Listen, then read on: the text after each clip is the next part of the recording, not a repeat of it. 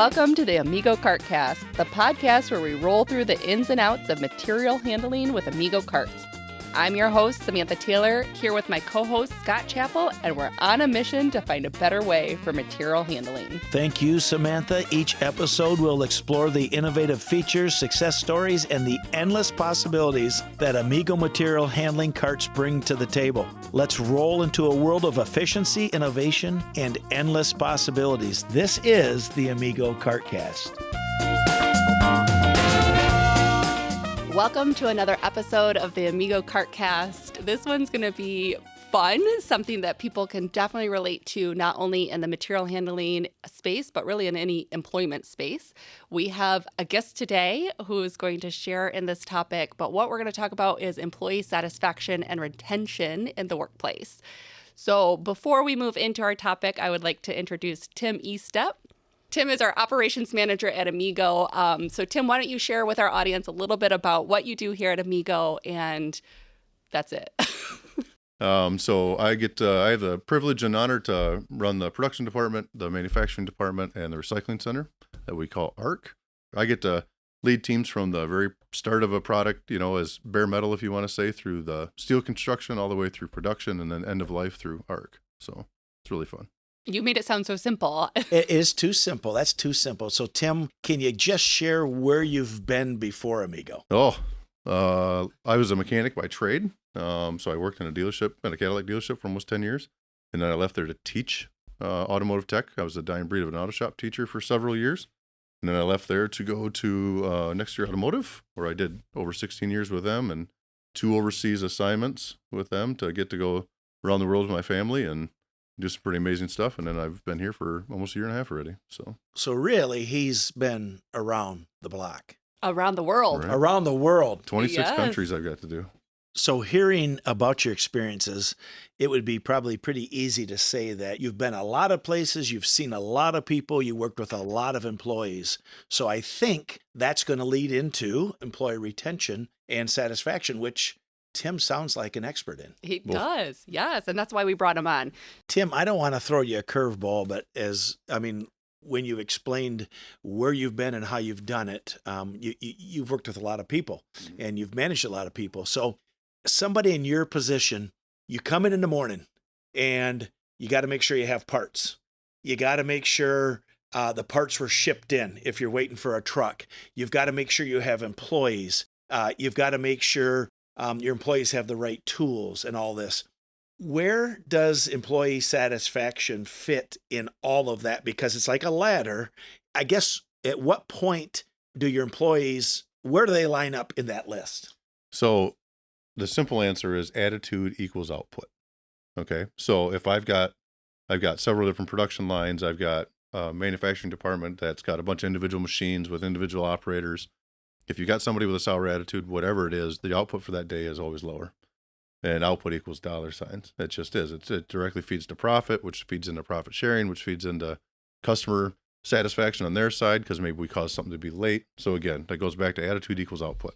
So anything that we can do to, whether it is on our culture side or it's our products that can make those people's lives easier or whatever else. So we'll use my production line, for instance. If I stop the line for any reason, it's an immediate loss. It just is, both in time, frustration of employees and attitude. And so like using our industrial units and stuff for our Kanban system, which if people don't know what that is, a systematic way to turn in empty bins or constantly provide product to the line so we can keep that flow going. You interrupt that one time, we all hear about it, and stuff. And it just takes one time a day or one time a week to almost kind of really throw a wrench into things. I'd sent a text to my team leaders yesterday at the end of the day, thanking them for a solid week because it was a great week. And I put right in there, it's nice to sit back and just watch the team when you're in a groove. And when you get little things like that take the team out of the groove, it's amazing the amount of output difference that we can have in a day. So keeping the employees' attitudes up, however that may be, and stuff is really, really key to controlling that output. And I don't want people to listen to this podcast and think, oh my gosh, all they're talking about is material handling stuff. Right. That is part of it because I've seen it here as well. just walking around the facility. But I think it had to be mentioned because in the scheme of things, you do have satisfaction. Now, maybe satisfaction in some companies is a different office chair or a different standing desk or something like that. Yeah, another thing that I don't want to say preach to my team, but I talk a lot about with my team, and I'm sure it's on your list or tied in, is what you do as a job or a career, having some kind of satisfaction and knowing what maybe the end product is. And some of my previous careers, and stuff, they're rewarding for different reasons. If I fixed a car, somebody got to work because of me the next day, or, teaching, working with high school students and stuff was really rewarding. But here, what we do every day positively impacts other people's lives. And there's not a lot of careers in the world that can say that. And whether it is on the industrial cart side or it's on a commercial cart side for the grocery store, or if it's on the healthcare side for somebody's individual use at home. I mean, I think 90% of the world wouldn't want to have our product if they didn't have to, but we're solving that mobility need to give them that quality of life back. And I remind the team about that all the time. If you don't think what you do matters, stop for a minute. Next time you're in a Kroger, next time you're in a Walmart or whatever, and see somebody on one of our units, ask them, talk to them about it. And I think that goes a long ways too on trying to keep people engaged on this is why we do what we do.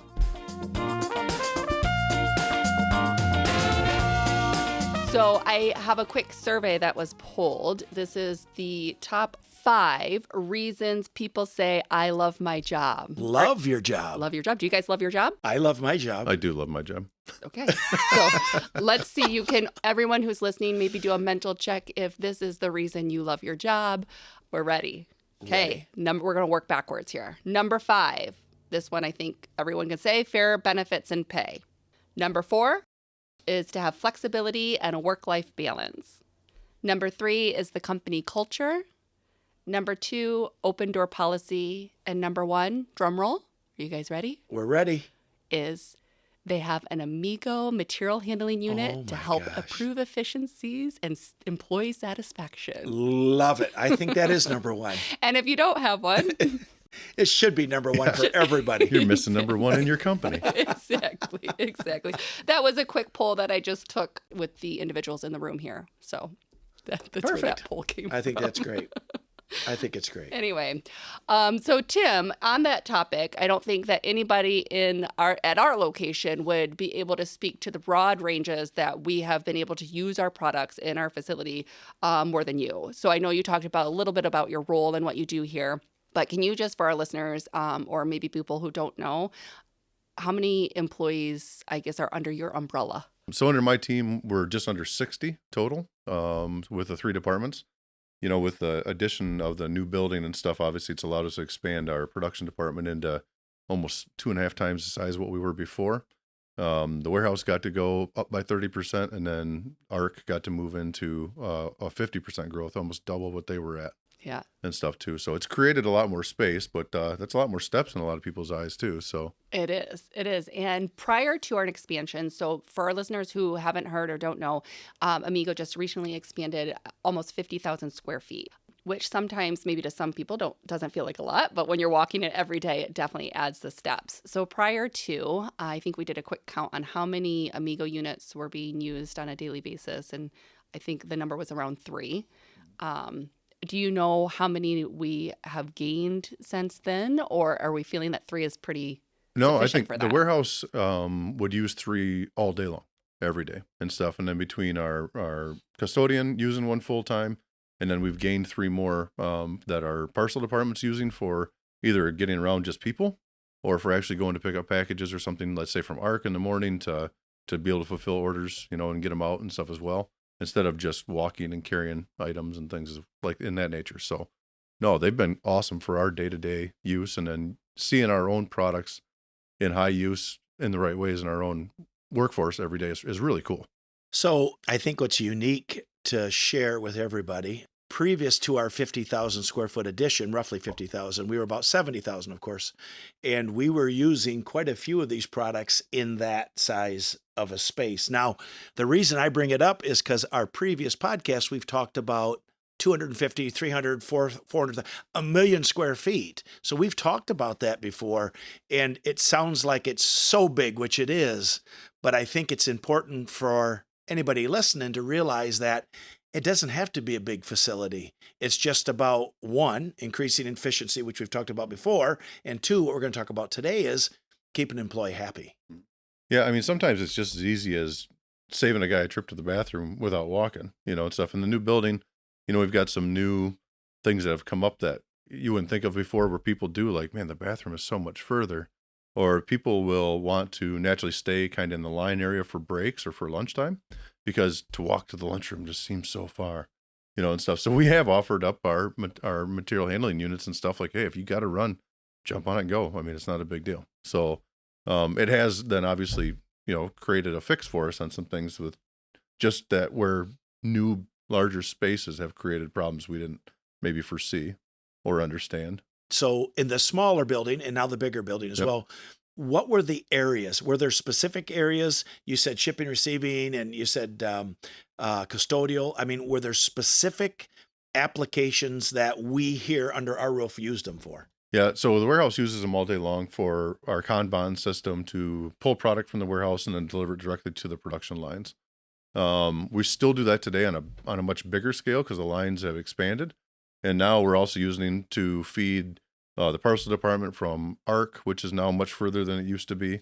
And we even have them for, if we just, they got to run back to manufacturing to ask a question or check on something, that's complete opposite corners of the building or of the site, So most times anybody will look for, a material handling unit to get on, just to save the time and the steps. So I got really long legs. For me, it's not a big deal. But Well, it's funny. I've been to a lot of facilities, and what's unique is that I've been to facilities that are large, that the folks say, we want our people to get our steps in. And you kind of scratch your head, and that's okay. I get it, right? But then, like in our facility and some other facilities, I've had people say, we just want to make it easier for maybe a specific employee, maybe an employee that is back to work from an injury, maybe an employee that's had a replacement, some kind of a knee or hip or whatever replacement, and they're just trying to accommodate them. So can you kind of see that here as well? Oh, absolutely. Yeah, we've got an employee that had a heel spur removed, towards the end of last year, and he's still in his, long-term healing process. So walking for him is difficult all the time, and his job may or may not require a lot of steps per day, but he uses one of our units nonstop. I mean, he's on it. If he's not packing boxes, he's on that unit to go get his parts. And in my opinion, it's allowing him to, speed up his healing, because he's not on his feet all day long necessarily, or putting additional steps on. At a previous employer and stuff too, I would tell you that time is money. And yes, you want to get your steps in, but when some of these facilities are, 50, 100, 150,000 square feet, and you just have to physically get a human from corner to corner, if you're willing to wait for that person to walk it, yeah, they can walk it. But a lot of times time is money, and using a unit like ours to just get the person over there, can be a huge savings for your company. Now, we've also had previous podcasts where we talked about right-sizing your fleet. And how do you see, Tim, our products being used with larger equipment, such as the forklifts, pallet jacks, things like that?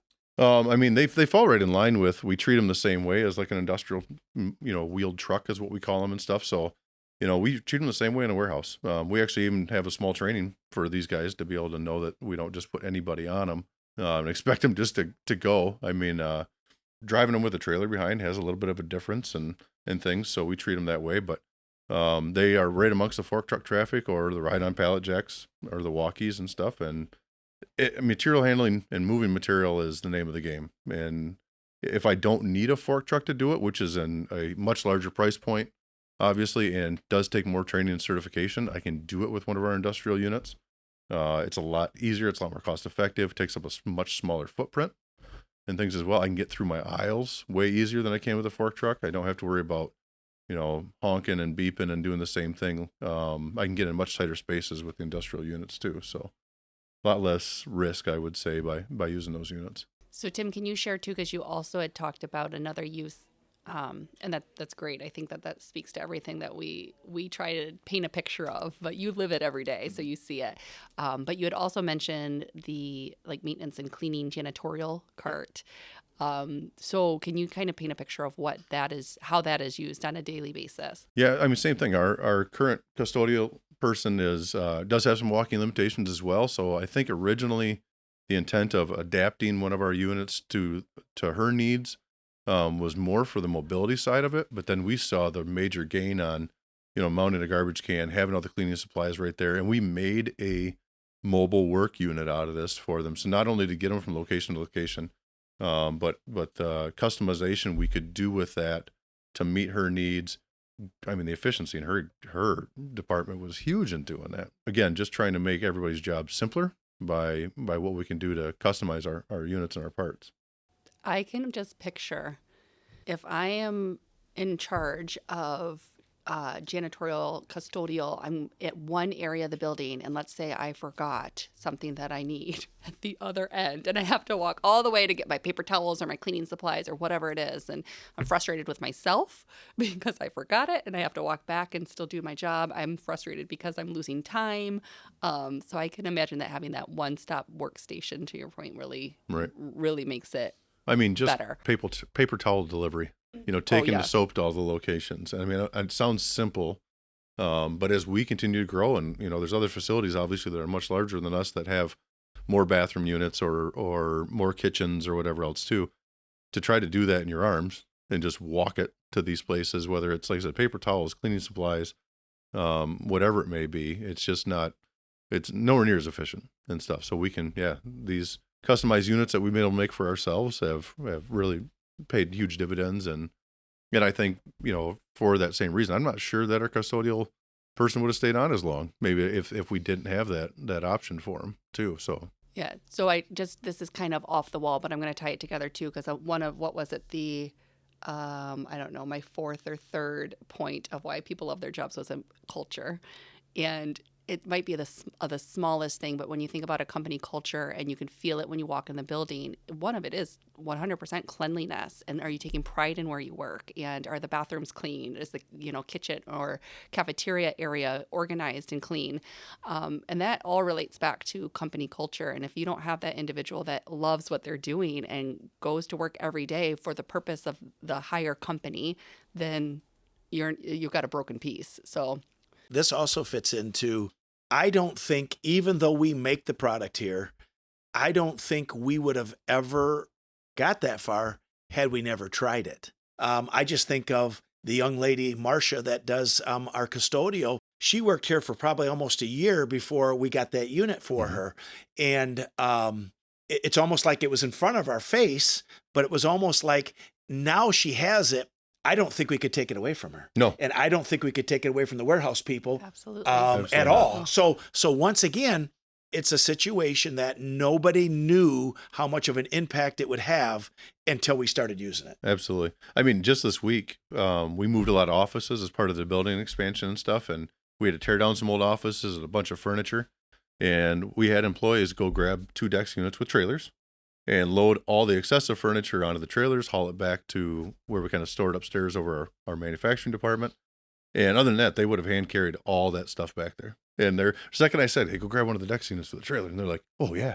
Yeah. And stuff. And obviously course. it was going to make their task much simpler. But I think we constantly find things like that it's just easier. And could we have used a fork truck? Yeah, maybe. But it rides rough. It's harder to take it outside, because that one was easier for them to go out, an existing part of the building and kind of go outside to cut corners and things. But yeah, using our own products and having them available to constantly find different things for it. I'm shocked that we don't use them outside kind of cleaning up parking lot and stuff yet, which maybe that's another thing. But I mean, we constantly find additional uses for even our own products. We are Amigo, and what we've shared is how we use these products at our facility.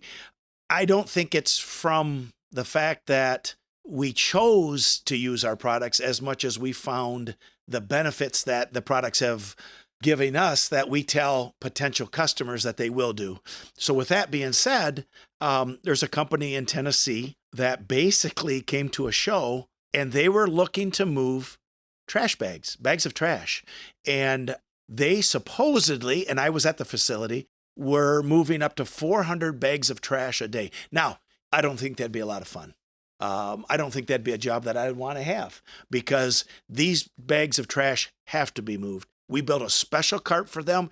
It's longer, it's wider, it's got side rails. So what they do is take a bag of trash and throw it in there, and they can put multiple bags.